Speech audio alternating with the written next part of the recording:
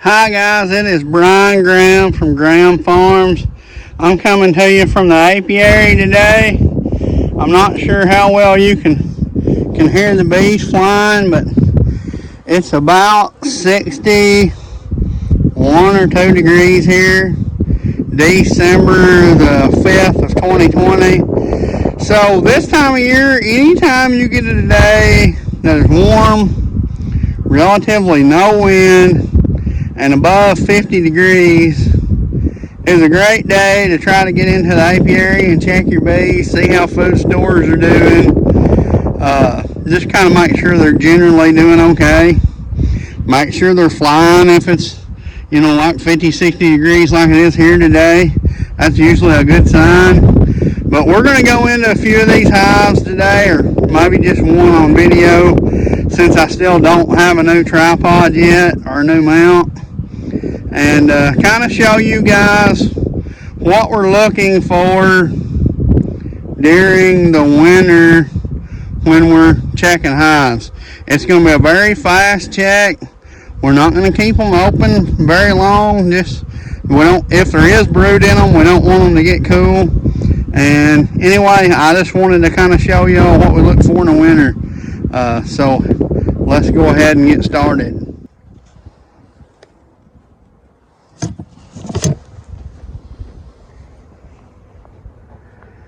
So again, I'm having to use kind of an unconventional way of bringing you this video, since I don't have a mount and I don't have a helper.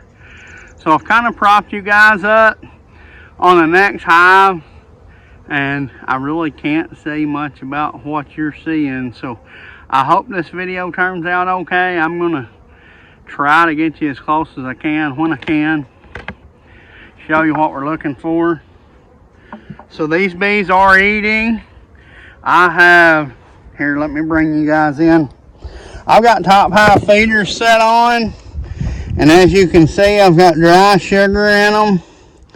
You can see a few bees are up here in this top hive feeder on this dry sugar. So that tells me they are still taking some sugar back to the hive. And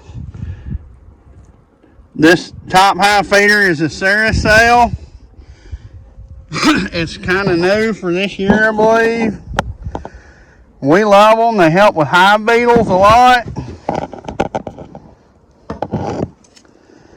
They've also proven pretty handy in the winter, so we've decided to leave them on with some feed in and take one of the gates out and feed dry feed in them. They're also great for your syrup. But another reason we left them on, we do go back to a single deep.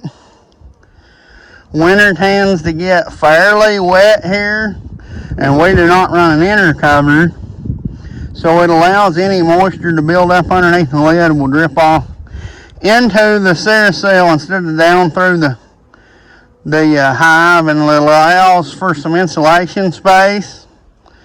Not sure how well you're familiar with just air gap insulation, but it's actually a fairly effective method.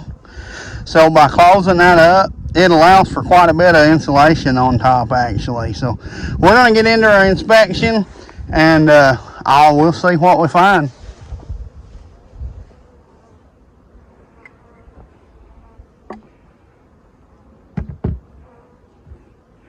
This was a late split that I traded a friend of mine for.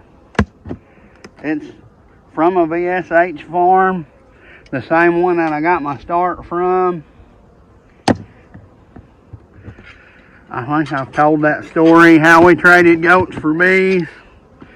So I'm going to kind of twist this caser's comb and then set it off. I like to set it across the lid that I just took off. That kind of gives them some space in case there's bees still on the bottom of that feeder. I don't smash anything. They're fairly agitated. I fully expect that in the winter. Let me put this one tool away. I don't really use it much. I like the tool that's kind of like an L bar. Kind of allows you to prise a little bit more. So we're going to kind of come to that second to the inside frame, because with the cooler temperatures we've been having, that is fully where I expect I'll find any honey. And we can see this time of year they get extremely agitated fast. It looks as though they've still got honey in this frame on one side, comb on the other.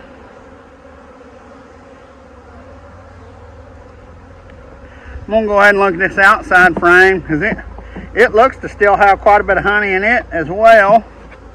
Oh yeah, good heavy frame. We can see we got capped honey still on this outside.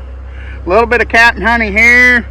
Looks like they've probably been uncapping some and eating it a little bit maybe. So still got plenty of food in this hive. Let's see what we got going on in here in the center in the brood chamber. This hive's only about 6 or 8 frames of drawn comb, so kind of expect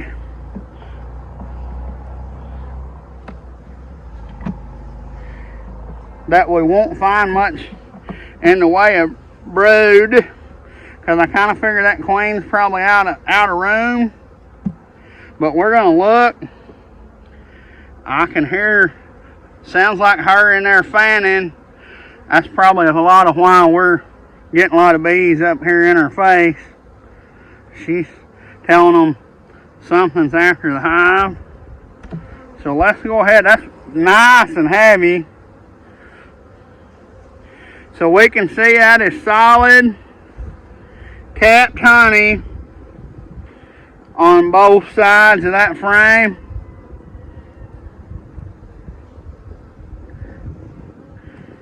That's actually this outer edge of that brood chamber, because they filled more to one side. So let's go ahead and pull another frame, rolling a few bees there.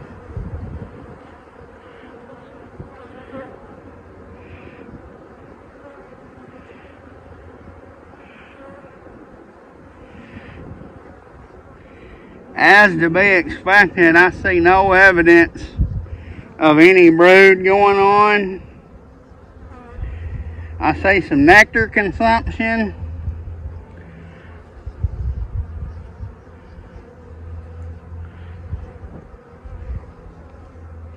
I thought we might find her queen on that frame.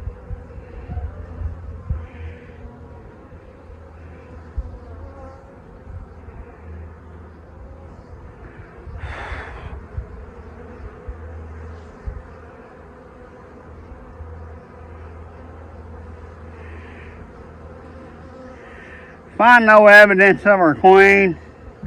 So that's okay this time of year. It's not like you could mate another one if something had happened to her. I'm going to go ahead and pull one more frame, just because I'm curious now what we've got going on in here. It's all nectar. I say one cap cell.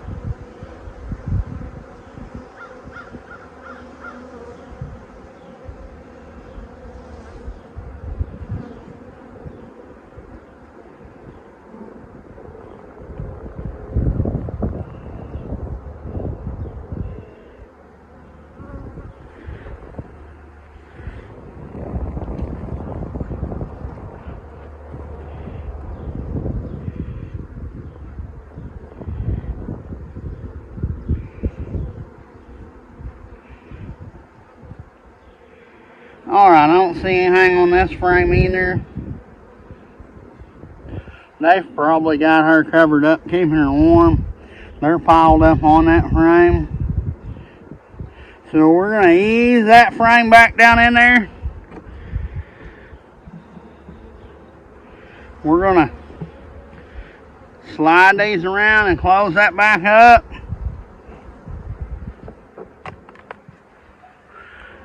We will set this feeder back on.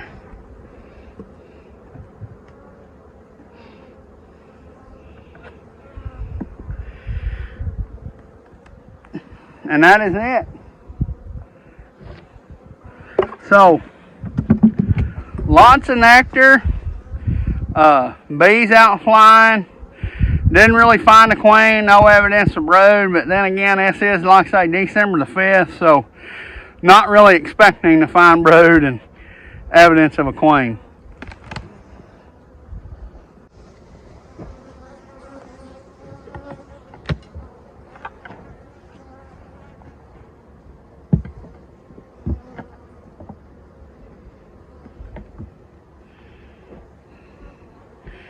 So same thing, dried sugar, active bees.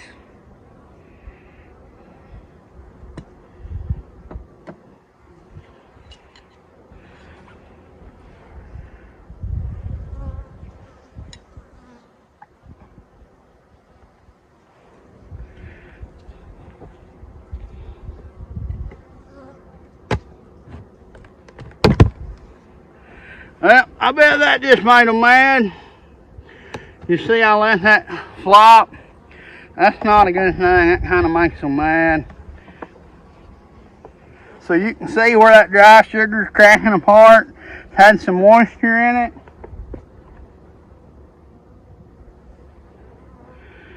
That is part of why we leave these on.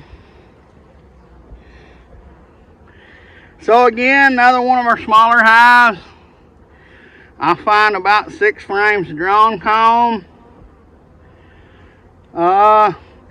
Bees clustering on about 4 of them.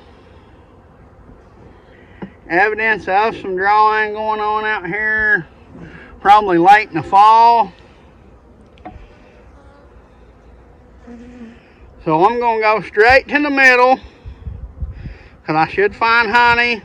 That'll be about the first place they start consuming honey, as that's going to be in the middle of the cluster.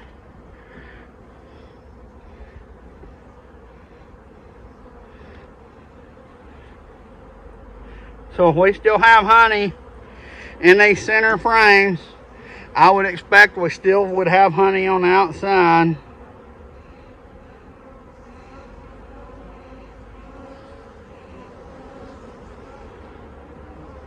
So I'm completely capped over on the side that I'm looking at.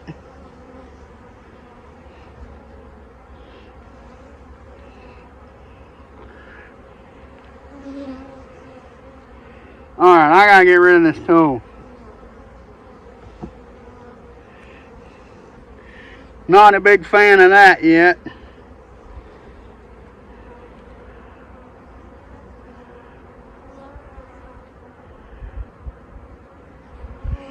So, honey on this side.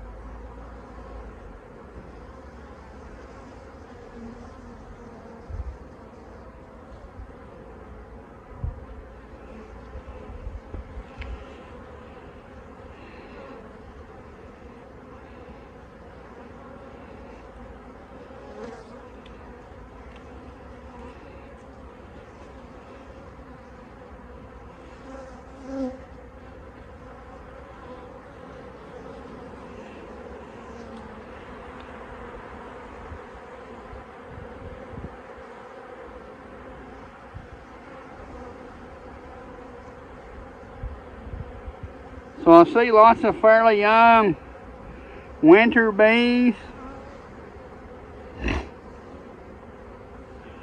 Lots of capped honey again, as you see.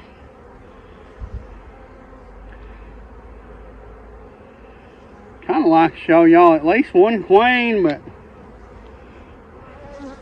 And right there she is. Not sure how well y'all can see.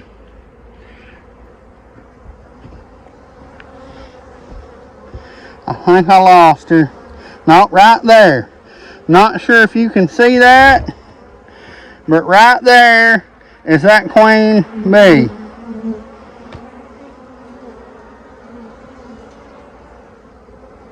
That is why they got so agitated when I pulled this frame.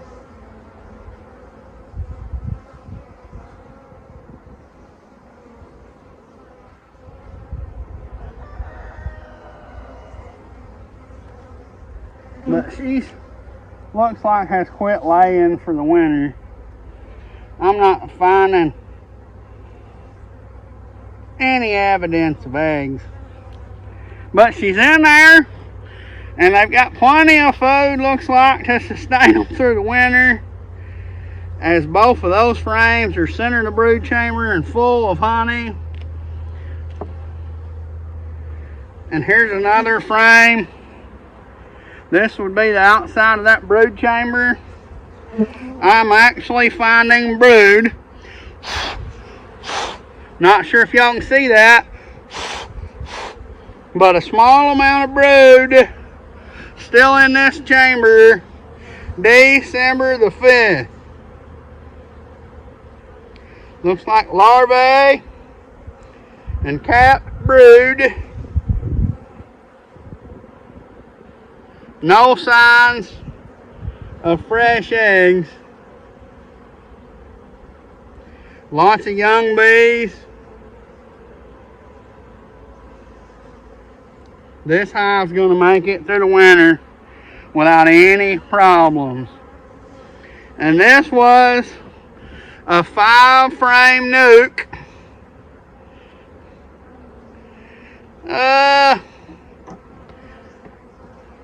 I'll have to look back at my records, and if it's different than what I'm telling you, I'll put it in the video when I edit.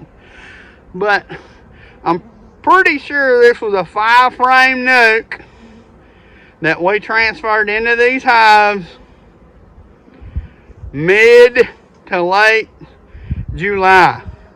So you're talking about putting nukes in 10-frame boxes in mid to late July, and here we are, December the 5th.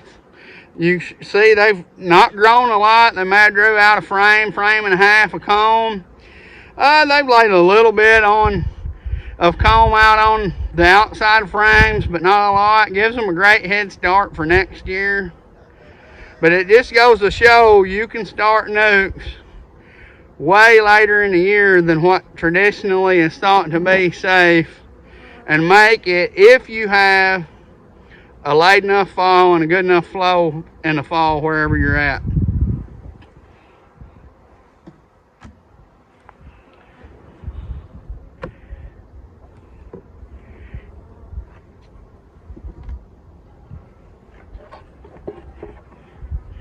It's also, in my opinion, a great testament to what great job the guys that developed this VSHB done, and just a true testament to the bees' resilience and ability to sustain themselves through the winter. You got to remember, a worker bee lasts about 40 days in the summer, but some way that queen completely quits laying late in the fall, early in the winter. And those winter bees, while they don't get out and forage much, sustain that hive all the way till that queen can start laying again and begin repopulating the hive sometime late February to mid-March. So it's kind of remarkable what they do, really. Anyway, if you like this video or you found any of this information helpful, like, subscribe, share with your friends. We'd really appreciate it if you shared with your friends. If you're interested in beekeeping and have questions or don't know where to begin, drop us a comment down below, or any comments really. We love hearing from you guys. If you're here in Arkansas, go check out Central Beekeeping Supplies. They also have a Facebook page and a website, so I mean you can order from them anywhere. But if you're local, especially the northern half of Arkansas or maybe even eastern Oklahoma, it's a great resource. If you need anything, especially last minute, you can go there and pick it up. And they're really competitive on their pricing. Super great, nice people. We were actually over there yesterday and met them for the first time, but I've talked to them on the phone several times. And they're just super helpful, super great, super knowledgeable. So go check them out. And we'll see you on the next video. Thank you, guys.